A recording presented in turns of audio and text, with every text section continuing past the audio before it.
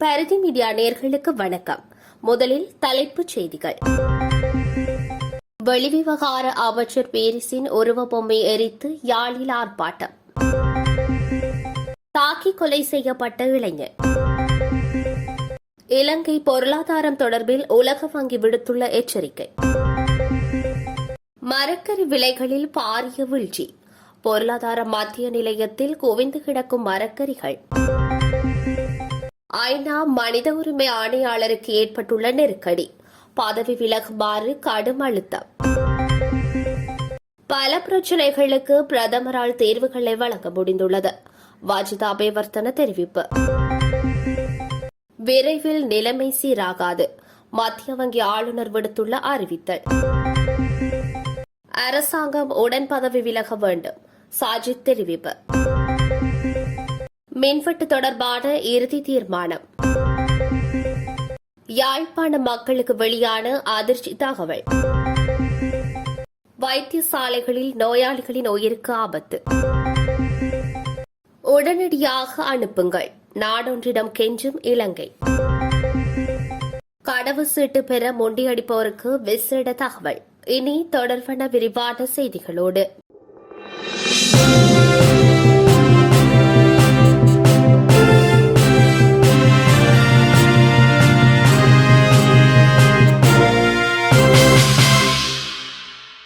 இலங்கையின் வெளிவிவகார அமைச்சர் GL பேரிஸின் உருவ பொம்மை எரித்து யாழ்ப்பாணத்தில் உள்ள அகதிகளுக்கான ஐக்கிய நாடுகள் உயர்ஸ்தானிகரின் அலுவலகத்திற்கு முன்னால் இன்றைய தினம் போராட்டம் இடம்பெற்றுள்ளது. அரசாங்கம் தவறான கருத்துக்களை ஐக்கிய நாடுகள் மனித உரிமைகள் பேரவையில் தெரிவித்துள்ளதாக கூறி அதற்கு எதிராக இன்று யாழ்ப்பாணம் கைலாச பிள்ளையார் கோயில் அருகில் போராட்டம் ஒன்று மேற்கொள்ள சிவில் அமைப்புகள் அழைப்பு விடுத்திருந்தன. அந்த வகையில் இன்று காலை 10:30 மணியளவில் நல்லூர் கைலாச பிள்ளையார் ஆலயத்திற்கு முன்பாக ஒன்று கூடிய போராட்டக்காரர்கள் பேரணியாக ஐக்கிய நாடுகள் அலுவலகத்திற்கு வந்தடைந்தனர். அதன்போது இலங்கை வெளிவிவகார அமைச்சர் பீரிஸ் ஐக்கிய நாடுகள் மனித உரிமை பேரவையில் தெரிவித்துள்ள கருத்துக்களை கண்டித்து அதற்கு எதிராக கோஷங்கள் எழுப்பியதுடன் அமைச்சரின் உருவப்படத்தை தீயிட்டு கொளுத்தியுள்ளனர். தெரணியகலை போரலங்கட பிரதேசத்தில் ஒருவர் பொல்லால் தாக்கி கொலை செய்யப்பட்டுள்ளார். போரலங்கட நெகிகோவிட்ட பிரதேசத்தைச் சேர்ந்த 24 வயதான இளைஞனே இவ்வாறு கொல்லப்பட்டுள்ளார். தாக்குதலில் படுகாயமடைந்த நபர் கரவநல வைத்தியசாலையில் அனுமதிக்கப்பட்ட பின்னர் மேலதிக சிகிச்சைக்காக கொழும்பு தேசிய வைத்தியசாலையில் அனுமதிக்கப்பட்ட நிலையில் நேற்று உயிரிழந்துள்ளார். இந்த கொலை சம்பவம் தொடர்பாக சந்தேக நபர் ஒருவரை கைது செய்துள்ளதாக போலீசார் தெரிவித்துள்ளனர்.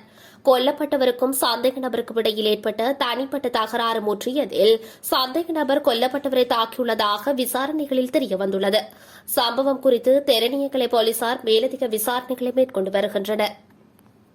எரிவாயு, மின்சாரம், உணவு மற்றும் எரிபொருள் தட்டுப்பாடுகளுடன் கடுமையாக போராடிக் கொண்டிருக்கும் இலங்கையின் பொருளாதாரம் இந்த வருடம் 7.8% வீழ்ச்சியடையும் என உலக வங்கி எச்சரிக்கை விடுத்துள்ளது.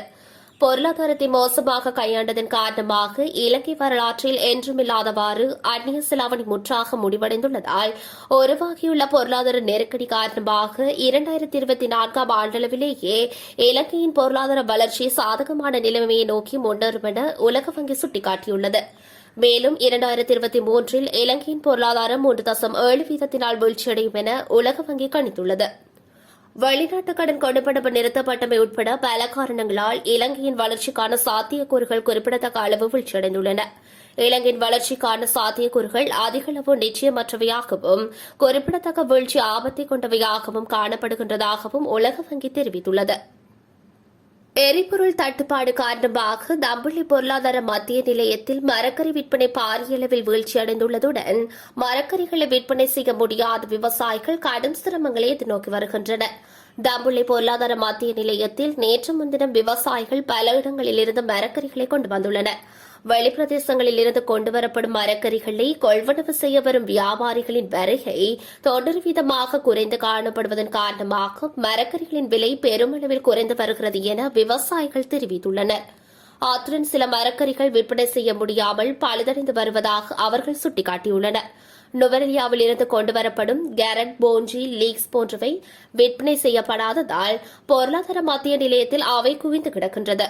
எரிபொருள் நிரப்பும் நிலையங்களில் வரிசைகளில் நின்று எரிபொருளை நிரப்பிக் கொண்டு தம்புளை பொருளாதார மத்திய நிலையத்திற்கு தமது அறுவடைகளை கொண்டு வந்த போதிலும் அவற்றை கொள்வனவு செய்ய வியாபாரிகள் வராததால் செலவுகளை கூட குறைத்துக் கொள்ள முடியாத நிலைமை ஏற்பட்டுள்ளதாக மலையக விவசாயிகள் கூறியுள்ளனர். மனித உரிமை மீறல்களை மூடி மறைத்த குற்றச்சாட்டின் பேரில் ஐக்கிய நாடுகள் மனித உரிமைகள் ஆணையாளர் மிச்சேல் பச்லெட் உடனடியாக பதவி விலக வேண்டும் என்று 18 நாடுகளும் 230 அமைப்புகளும் கோரிக்கை விடுத்துள்ளன. இதனால் ஆரம்பமாகியுள்ள 50வது மனித உரிமைகள் மாநாடு பெரும் நெருக்கடியில் சிக்கியுள்ளது. இந்த கோரிக்கை அடுத்து மனித உரிமைகள் ஆணையாளர் பதவிக்கு மீண்டும் போட்டியிடப் போவதில்லை என மிச்சேல் பச்லெட் தெரிவித்துள்ளார். மனித உரிமை மீறல்களை செய்த சக்தி வாய்ந்த நாட்டிற்கு சுற்றுப்பயணம் மேற்கொண்டுள்ள மிச்சேல் பச்லெட் அந்த நாட்டிற்கு எதிராக எந்த கருத்தும் வெளியிடவில்லை என தெரிவிக்கப்பட்டுள்ளது. இந்நிலையில் மிச்சேல் பச்லெட் கடும் நெருக்கடிகளை எதிர்கொண்டுள்ளதாக தெரிவிக்கப்பட்டுள்ளது. மேலும் மனித உரிமைகள் பேரவையில் மனித உரிமைகள் ஆணையாளர் ஒருவர் இவ்வாறானதொரு நிலையை எதிர்கொள்வது இதுவே முதல் முறையாகும். இதற்கிடையில் மிச்சேல் பச்லெட்டின் மகன் செபஸ்டியன் வைட் மோசடி நடவடிக்கையில் சிக்கியதால் சிலி அரசு நிறுவனத்தின் தலைவர் பதவியை ராஜினாமா செய்துள்ளார் என்பதும் குறிப்பிடத்தக்கது. நாட்டில் ஏற்பட்டுள்ள பல பிரச்சினைகளுக்கு பிரதமர் ரணில் விக்ரமசிங்கவால் தீர்வுகளை வழங்க முடிந்துள்ளதாக ஐக்கிய தேசிய கட்சியின் தவிசாளர் வஜிர அபேவர்த்தன தெரிவித்துள்ளார். அத்தியாவசிய பொருட்களின் பற்றாக்குறை மற்றும் உர பிரச்சினை இதுவரை வெற்றிகரமாக நிவர்த்தி செய்யப்பட்டுள்ளதாக அவர் மேலும் தெரிவித்துள்ளார். ஆகையினால் பதற்றமடையாமல் பொறுமையாக இருந்தால் எஞ்சியுள்ள பிரச்சினைகளுக்கு தீர்வு காண முடியும் எனவும் கூறியுள்ளார். சர்வதேச நாணய நிதியத்தின் ஆதரவை பெறவும் நாட்டின் பொருளாதார பாதுகாப்பு மற்றும் செயல்பாட்டை உறுதி செய்யவும் பிரதமர் திட்டங்களை வகுத்துள்ளதாகவும் அத்தகைய பணி வெற்றி பெறும் வரை பொறுமை காக்குமாறும் பிரதமர் கேட்டுக் கொண்டுள்ளார். தற்போது பிரதமரின் திட்டத்திற்கு அரசியல் கட்சிகளும் மக்களும் ஆதரவளிக்க வேண்டும் என்றும் பதற்றமடையாமல் பொறுமை காக்குமாறும் விரைவில் பிரச்சினைகளுக்கு தீர்வு காண முடியும் என்றும் அவர் கூறியுள்ளார். காலையில் நடைபெற்ற ஊடகவியலாளர் சந்திப்பில் கலந்து கொண்டு கருத்து தெரிவிக்கும் போதே அவர் இவ்வாறு தெரிவித்துள்ளார். தற்போது இலங்கையில் ஏற்பட்டுள்ள நெருக்கடி நிலையை விரைவில் வழமைக்கு திருப்ப முடியாது என மத்திய வங்கியின் ஆளுநர் நந்தலால் வீரசிங்க தெரிவித்துள்ளார். இலங்கை முன்கூட்டியே சர்வதேச நாணய நிதியத்தை நாடியிருக்க வேண்டும். அவ்வாறு நாடியிருந்தால் தற்போது ஏற்பட்டுள்ள பொருளாதார நெருக்கடியை தடுத்திருக்கலாம். வெளியிலிருந்து உதவி கேட்க தாமதம் செய்தது தவறு எனவும் அவர் குறிப்பிட்டுள்ளார். அரசாங்கம் உடன் பதவி விலக வேண்டும் என எதிர்க்கட்சித் தலைவர் சஜித் பிரேமதாச கோரியுள்ளார். கொழும்பில் நேற்று நடைபெற்ற செய்தியாளர் சந்திப்பில் அவர் இதனை தெரிவித்துள்ளார். ஜனாதிபதி கோட்டபாய ராஜபக்ஷ பிரதமர் ரணில் விக்ரமசிங்க தலைமையிலான இந்த அரசாங்கம் தோல்வியடைந்துள்ளது.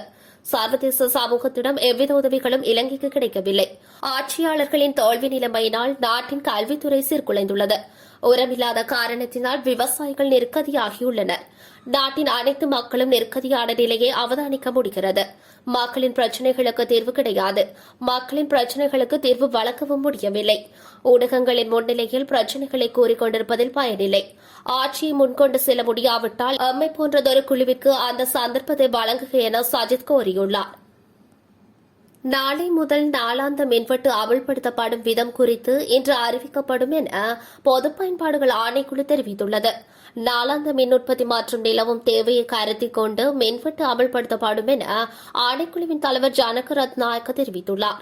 அவ்வாறாயினும் நாளை முதல் எதிர்வரும் வெள்ளிக்கிழமை வரை காலை 8 மணி முதல் பிற்பகல் 1 மணி வரை மின்சாரம் தடைப்படாது என தீர்மானிக்கப்பட்டுள்ளது.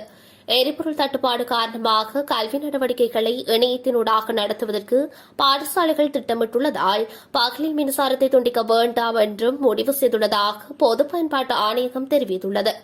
இதேவேளை நாடளாவிய ரீதியில் இன்றும் 1 மணி நேரம் மின்வெட்டு அமல்படுத்தப்படும் என பொது பயன்பாடுகள் ஆணைக்குழு தெரிவித்துள்ளது. யாழில் எரிபொருள் பற்றாக்குறை உருவாகியுள்ளது. கடந்த வாரம் வரை தேவையான எரிபொருளை பெற முடிந்தது. ஆனால் தற்போது உரிய நேரத்தில் எரிபொருள் கிடைக்கவில்லை. இந்த நிலையில் யாழ் மக்களின் நலனை கருத்தில் கொண்டு பங்கீட்டு அட்டையின் அடிப்படையில் ஜூலை மாதம் தொடக்கம் வழங்க நடவடிக்கை எடுக்கப்பட்டுள்ளது என யாழ் மாவட்ட அரசு அதிபர் கணபதி பிள்ளை மகேசன் தெரிவித்துள்ளார். எரிபொருள் தட்டுப்பாடு காரணமாக நாடு முழுவதும் உள்ள பல வைத்தியசாலைகளின் செயற்பாடுகள் கடுமையாக பாதிக்கப்பட்டுள்ளதாக தெரிவிக்கப்படுகிறது. இதன் காரணமாக வைத்தியர்கள் மற்றும் ஊழியர்கள் கடும் அசௌகரியங்களுக்கு உள்ளாகியுள்ளதாக கொழும்பு தேசிய வைத்தியசாலையின் பேச்சாளர் ஒருவர் தெரிவித்துள்ளார். நாட்டில் எரிவாயுவுக்கு கடும் தட்டுப்பாடு நிலவும் நிலையில் எதிர்வரும் நாட்களில் உடனடியாக 2 எரிவாயு கப்பல்களை நாட்டிற்கு அனுப்புமாறு ஓமான் எரிவாயு நிறுவனத்திடம் வேண்டுகோள் விடுத்துள்ளதாக லிட்ரோ நிறுவனத்தின் தலைவர் முதித்த பீரிஸ் தெரிவித்துள்ளார். 1,00,000 மெட்ரிக் டன் எரிவாயுவை ஓமானில் இருந்து இறக்குமதி செய்வதற்கான நடவடிக்கைகளை மேற்கொள்ளப்பட்டு வருவதாகவும் அவர் கூறியுள்ளார்.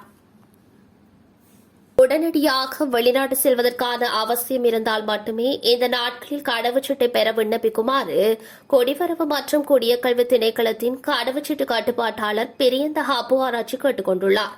இது தொடர்பில் மேலும் கருத்து வெளியிட்ட அவர், கடந்த 5 மாத காலப்பகுதியில் சுமார் 3,50,000 கடவுச்சீட்டுகள் வழங்கப்பட்டுள்ளன.